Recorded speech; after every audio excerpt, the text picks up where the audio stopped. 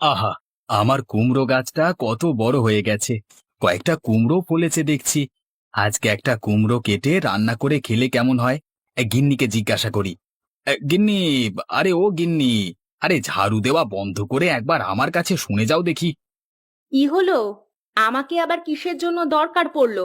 তুমি তো বেশ এখানে একা একা কুমড়োর জাংলার পরিচর্যা করছিলে। আবার আমাকে ডাকলে কেন? আমার তো আরো অনেক কাজ আছে নাকি? আরে শোনো শোনো গিন্নি শোনো, আমি তোমাকে এমনি এমনি ডাকিনি। তোমার একটা কথা জিজ্ঞাসা করব বলে ডাক দিলাম। তা কি কথা আমাকে তাড়াতাড়ি বলো। তুমি তো দেখতেই পাচ্ছ, আমাদের কুমড়োর জাংলায় কয়েকটা কুমড়ো ফলেছে। আজকে কি একটা কুমড়ো কাটবো, রান্না করে খাবো। বলি, কুমড়োগুলো তো এখনো ছোট ছোট আছে, ওদের আরেকটু বড় হতে দাও।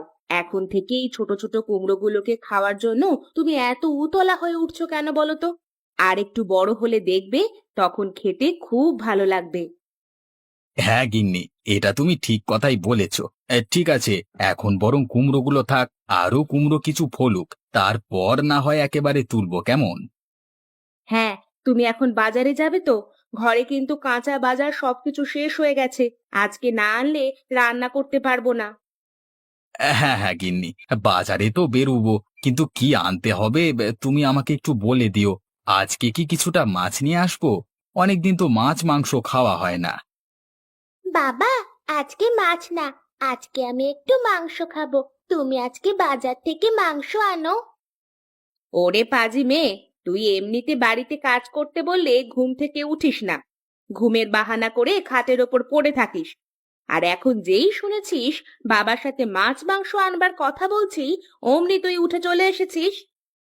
আহ গিন্নি, তুমি সকাল থেকে উঠে ওকে বকাবকি করো না। ও যখন বলেছে মাংস খাবে, তখন আজকে একটু বাজার থেকে মাংস আনবো। হ্যাঁ জানি তো, আমি কিছু আনতে বললেই তখন সাথে সাথে না না করো, আর মেয়ে আনতে বললেই তখন তুমি সাথে সাথে এনে হাজির করো। বাবা, তুমি মায়ের কথা শোনো না, তুমি আজকে একটু মাংস আনতে কিন্তু ভুলো না যেন। যাই, আমি আবার একটু শুয়ে পড়ি। দেখলে তো কেমন মেয়ে হয়েছে তোমার? নিজের কথাটা বলে দিয়ে আবার ঘুমাতে চলে গেল। আহ গিন্নি, ও ছোট মেয়ে, এখনো ভালো করে সকাল হয়েছে কোথায়? ওদের মতো বয়সে আমি দুপুর পর্যন্ত ঘুমাতাম। আর তুমি তো এই সেদিন পর্যন্ত বেলা করে ঘুম থেকে উঠতে, ওকে দোষ দিও না। কি বললে তুমি? আমি বেলা করে ঘুম থেকে উঠতাম? আমি কবে বেলা করে ঘুম থেকে উঠতাম, হ্যাঁ? কই, আমার তো মনে পড়ছে না। শুধু শুধু সকালবেলা দোষারোপ করছো আমাকে। বাপ বেটি দুজনেই সমান। আরে ঠিক আছে গিন্নি, সকাল বেলায় অত রাগ করতে হবে না। এখন চলো, আমাকে দুটো খেতে দেবে, চলো। আমি খেয়ে দিয়ে বাজার ঘাটটা করে নিয়ে চলে আসি। আসুন আসুন, নিয়ে যান, টাটকা টাটকা সবজি নিয়ে যান, একদম নির্ভেজাল কাঁচা সবজি, একবার খেলে বারবার খেতে ইচ্ছে করবে। একদম সাধ্যের মধ্যে আজকে দাম পেয়ে যাবেন, নিয়ে যান, কাঁচা সবজি নিয়ে যান। এই যে ভাই, তা আলু আর কাঁচামরিচ কত টাকা কিলো দিচ্ছেন? এই যে দিদি ভাই, আলু 35 টাকা কিলো, আর কাঁচা মরিচ 70 টাকা কিলো দরে যাচ্ছে। আপনাকে কতটুকু দেব? বাবারে, বলেন কি? কাঁচা মরিচ 70 টাকা কিলো? এত দাম কেন গো কাঁচা মরিচের? একটু দাম কম রাখো। না দিদি ভাই, দাম কম রাখবার কোনো উপায় নেই। কি করব বলুন, কাঁচা মরিচ কিনতেই অনেক টাকা পড়ে যায়। এখন যদি কম দামে দিয়ে দিই, তাহলে আমাদের লাভের লাভ কিছুই থাকবে না। আর এমনিতেও এবছর কাঁচা মরিচের উৎপাদন অনেকটা কম, তাই জন্যই দাম এত বাড়া। তাহলে আর কি করা যায়? দাও আমাকে 1 কিলো আলু দাও, আর ওই 500 গ্রাম মতো কাঁচা মরিচ দিয়ে দাও। ঠিক আছে দিদি, আপনি একটুখানি অপেক্ষা করুন, আমি দিচ্ছি। আরে নিশীথ যে, তা কি খবর, কেমন আছে তোমার বাড়ির সবাই? তোমার মা ঠাকুমা কেমন আছেন? এই যে সমীর কাকু, ওরা মোটামুটি ভালোই আছেন, তবে ঠাকুমার শরীরটা একটু খারাপ। তা আজকে অনেক সবজি নিয়ে বসেছো দেখছি। দাম কি সাশ্রয়ের মধ্যে আছে, নাকি অন্যান্য দিনের তুলনায় দাম বাড়া? না কাকু, দাম সাশ্রয়ের মধ্যে আছে, শুধু কাঁচা মরিচের দামটা একটু বাড়া। কাঁচা মরিচের চাষ এখন একটু কম হচ্ছে তো, তাই জন্যই তার দামটা একটু বেড়েছে। আচ্ছা, তুমি তাহলে আমাকে বেশ বড় সাইজের ভালো দেখে কয়েকটা আলু আর 500 গ্রাম মতো কাঁচা মরিচ দিয়ে দাও। আজকে মেয়েটা আবার মাংস খাবে বলে বায়না ধরেছে, তাই জন্যই মাংস নিয়ে যেতে হবে। আচ্ছা কাকু, আমি এক্ষুনি দিয়ে দিচ্ছি। তা কাকু, কাকিমার হাতের তৈরি মাংস আমাকে কবে খাওয়াচ্ছ? আরে হবে হবে, সব হবে একদিন। তুই একদিন সময় করে আমাদের বাড়িতে আয় না। আজ কি বরং চলে আয়। বাজার শেষ করে তুই তো ঘরেই থাকিস। আজকে আমাদের ঘরে মাংস করছি, তাহলে তুই আজকে আমাদের ঘরে চলে আয় দুপুরে। আমাদের ঘরে ভাত খেয়ে যাবি। আরে না না কাকু, আমি তো ইয়ার্কি করছিলাম। আসলে মা ঠাকুমাকে ঘরে রেখে আমি তো আর কোথাও খেতে যেতে পারি না। সে আবার কি কথা, তোর মা ঠাকুমাকে রেখে আসতে কে বলেছে? সত্যি বলতে তোদের বাড়িতে অনেকদিন যাওয়া হয় না। আচ্ছা বেশ, আমি না হয় আজকে তোর কাকিমাকে নিয়ে তোদের বাড়িতে একটু বেড়াতে যাব। তোর ঠাকুমার শরীরটাও খারাপ বলছিস, আজকে গিয়ে বরং দেখে আসবো, কেমন? আচ্ছা কাকু, যেও। এই নাও তোমার মালপত্র। আচ্ছা নিশীথ, তবে এলাম রে। বিকেল বেলায় তোদের ঘরে যাচ্ছি, কেমন? আচ্ছা কাকু, বেশ, তুমি এসো। বৌমা, বৌমা, একবার এদিকে শোনো তো মা।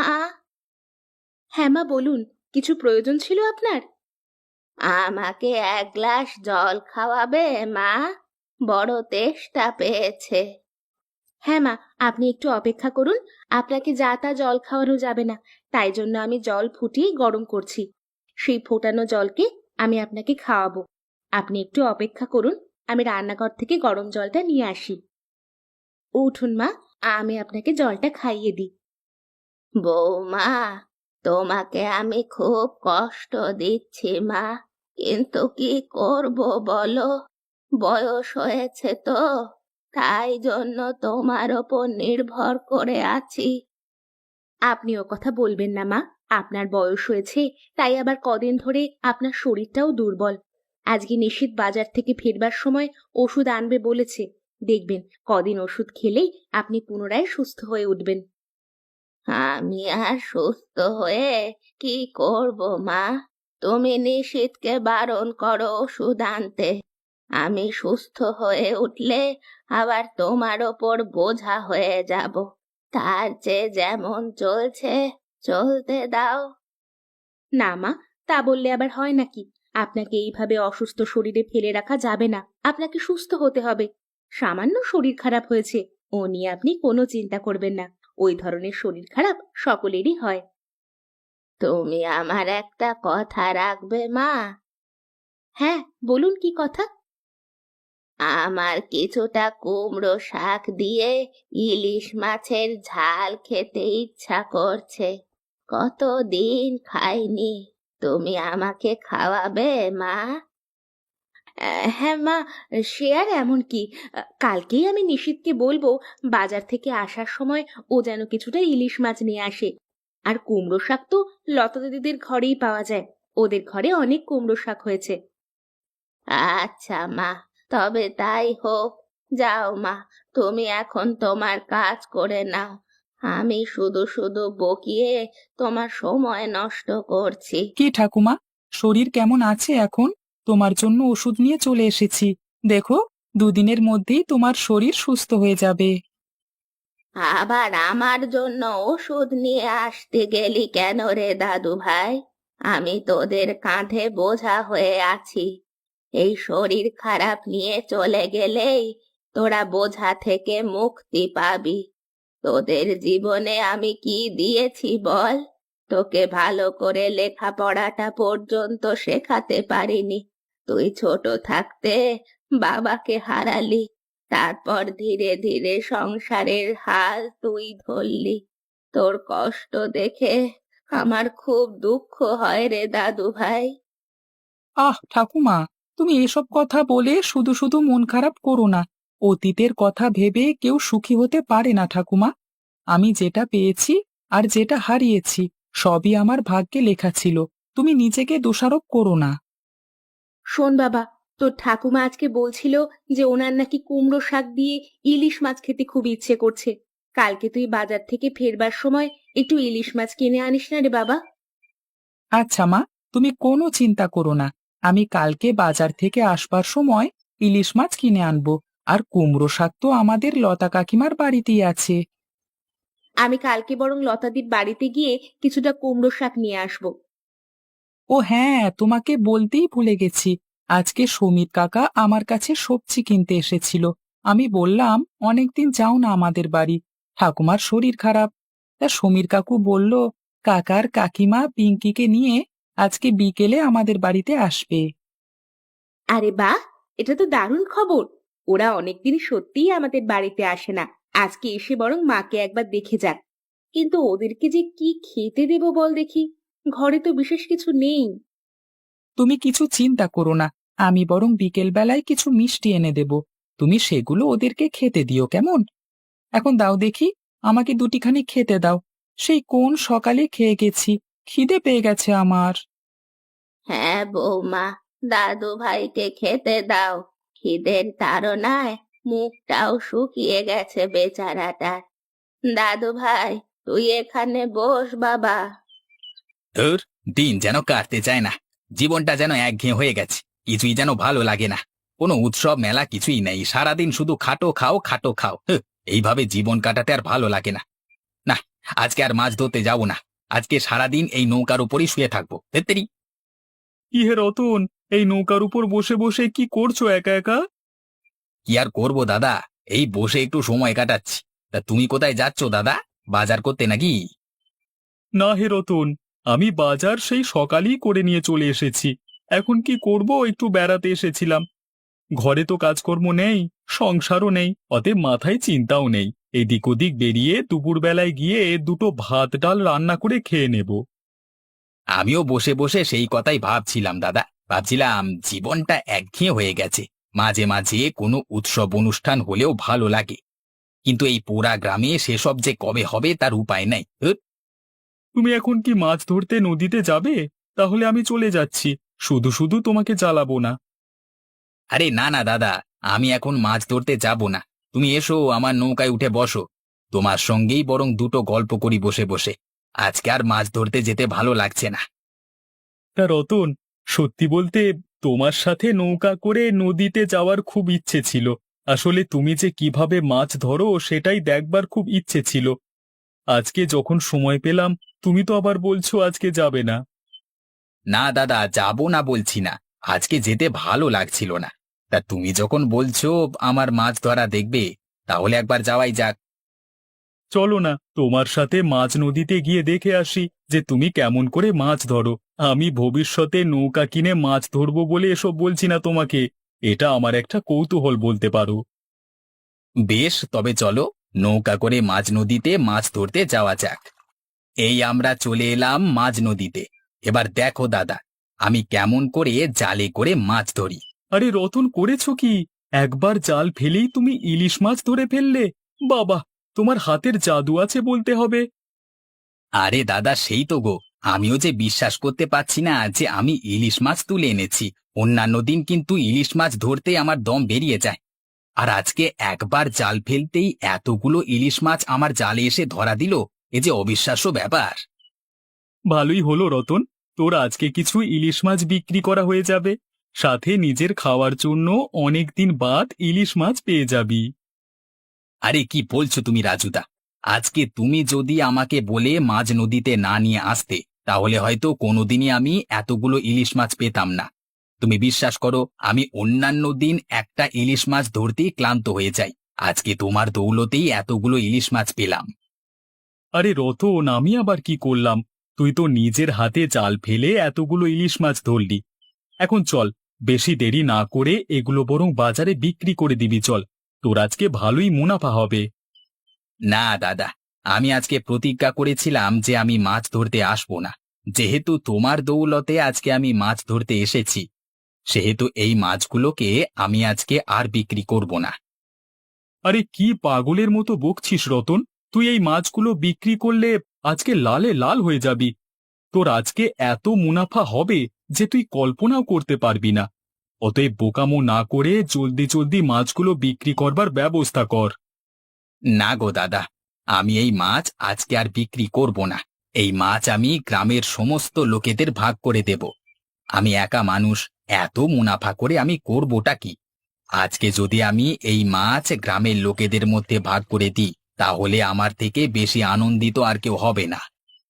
বেশ, তুই যেটা ভালো বুঝিস কর, তোকে আমি বারণ করব না। চল তবে এখন এখান থেকে চলে যাই। কি গো গিন্নি, তোমার হলো? এই চলো চলো, আর কত দেরি করবে? চলো একবার তাড়াতাড়ি গিয়ে বুড়িমাকে দেখে আসি। কালকে বিকেলে যাওয়ার কথা ছিল, কিন্তু যাওয়া হয়ে উঠল না। হ্যাঁ গো, এই যে আমি তৈরি, চলো একবার গিয়ে দেখা করে আসি। পিঙ্কিমা কোথায়? তাকে তো দেখছি না। সে কি যাবে না নাকি? পিঙ্কিকে যেতে হবে না, ও বরং ঘরেই থাক। আমরা গিয়ে কিছুক্ষণ থেকে আবার চলে আসব। হ্যাঁ গো, তুমি কুমড়ো শাক নিয়েছো তো? তোমাকে যে নিতে বললাম। এই রে, দেখেছো গিন্নি, আমি একদম ভুলে গেছি। তুমি একটুক্ষণ দাঁড়াও, আমি বরং কিছুটা কুমড়ো শাক কেটে নিই। আরে রতন, রাজু, তোমরা এ সময় এখানে? কিছু বলবে নাকি? আর তোমার হাতে এত ইলিশ মাছ! আজকে বাজারে তো কোনো ইলিশ মাছই ছিল না। আজকে বাজারে না গিয়ে বুঝি তুমি বাড়ি বাড়ি মাছ বিক্রি করতে বেরিয়েছো? না দাদা, আমি মাছ বিক্রি করতে বেরোইনি। আজকে তো আমি মাছ ধরতে যাব না বলে ঠিক করেছিলাম, কিন্তু তারপর। তাই নাকি? তাহলে তো খুব ভালো কথা। আজকে তাহলে ঘরের বিনা পয়সায় ইলিশ মাছ খাওয়া যাবে, হ্যাঁ? তা বিনা পয়সাতেই যখন আমাদেরকে মাছ খাওয়াবে, তাহলে একটা কথা বলি শোনো। আজকে বরং তোমাদের দুজনার নেমন্তন্ন আমার বাড়িতে থাকলো। আপনি কি যে বলছেন বৌদি, আপনাদের শুধু শুধু অসুবিধে হবে। না না, আমার কোনো অসুবিধা হবে না। শুধু তোমরা নয়, আমি নিশীথদের পরিবারকেও নেমন্তন্ন করতে পাঠাচ্ছি তোমার দাদাকে দিয়ে। ও আবার কালকেই কাকিমার সংসারে নেমন্তন্ন খাবার আবদার জানিয়েছিল। কিন্তু এত লোকের রান্না তোমাকে একা করতে হবে, সেটা ভেবেই খুব খারাপ লাগছে। আমি একা হাতে কোথায় রান্না করব বলো? মালতী আছে তো, ওকে আমি এখানে ডেকে নিয়ে চলে আসছি। আজকে বরং সবাই মিলে একটু আনন্দ মজা করে খাওয়া যাক। আর আমাদের ঘরে তো কুমড়ো শাক অনেক হয়েছে। কুমড়ো শাক দিয়ে ইলিশ মাছের ঝাল খেতে দারুণ লাগে। ঠিক আছে বৌদি, আপনি যখন এত করে বলছেন, তখন আমরা আর না করব না। আর আপনি তাহলে কুমড়ো শাক দিয়ে ইলিশ মাছের ঝাল রান্না করুন। আমরা পরিষ্কার পরিচ্ছন্ন হয়ে আপনার এখানে নেমন্তন্ন খেতে আসছি, কেমন? হ্যাঁ গো, আসবে। কিন্তু লজ্জা পেয়ে যদি না আসে, তাহলে কিন্তু তোমাদের দুজনার খবর আছে। হ্যাঁ গো, তুমি এক কাজ করো। তুমি বরং একা মালতীদের বাড়িতে গিয়ে ওদের সকলকে আমাদের বাড়িতে ডেকে নিয়ে চলে এসো। আজকের দিনটা আমরা সবাই মিলে আনন্দ করব। তারপর প্রচুর খাওয়া দাওয়া। হ্যাঁ হ্যাঁ গিন্নি, আমি এক্ষুনি যাচ্ছি। তুমি কোনো চিন্তা করো না। কি বুড়িমা, আপনার তো শুনলাম কুমড়ো শাক দিয়ে ইলিশ মাছের ঝাল খাওয়ার খুব ইচ্ছে ছিল। তা কেমন রান্না হয়েছে, কিছু তো বলুন। খুব সুন্দর হয়েছে মা। এত সুন্দর ইলিশ মাছের ঝাল আমি আগে কোনোদিন খাইনি। তা যা বলেছেন বুড়িমা, আজকে বৌদি যদি না থাকতো, তাহলে আমরা সকলে মিলে একদিন এইভাবে আনন্দ করে খাওয়া দাওয়া করতে পারতাম না। খুব আনন্দ হচ্ছে আমার। রতন কাকা, তুমি যদি মাঝে মাঝে এইভাবে বিনামূল্যে ইলিশ মাছ ধরে এনে কাকিমার হাতে তুলে দিতে পারো, তাহলে কাকিমার সংসারের মাঝে মাঝে এইভাবে আমরা আনন্দ করে খাওয়া দাওয়া করতে পারবো।